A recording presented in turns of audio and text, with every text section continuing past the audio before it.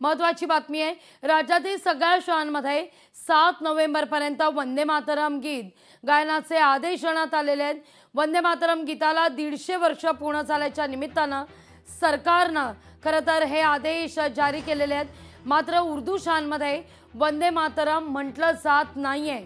सकाळी लोकशाही मराठीनं या ठिकाणी रियालिटी चेक केला, त्यामध्ये मात्र ही बाब स्पष्ट झाली आहे। यावरून मंत्री आशिष शेलार यांनी देखील प्रतिक्रिया दिली आहे, पाहूया आपण। वंदे मातरम हे गीत देशभक्तीचं गीत आहे, प्रेरणेचं गीत आहे, स्वातंत्र्य संग्रामात उतरलेल्यांना ऊर्जा देणारं गीत आहे, स्वातंत्र्य सैनिकांचा मूलमंत्र आहे। त्यामुळे वंदे मातरम शार्दशती 150 वर्ष हा अधिकृत कार्यक्रम केंद्र सरकार आणि राज्य सरकार हा अधिकृतरित्या सर्व नागरिकांना घेऊन चालवणार आहे।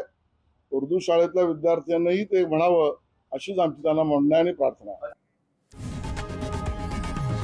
लोकशाही मराठी ऐका, पहा, जागरूक रहा।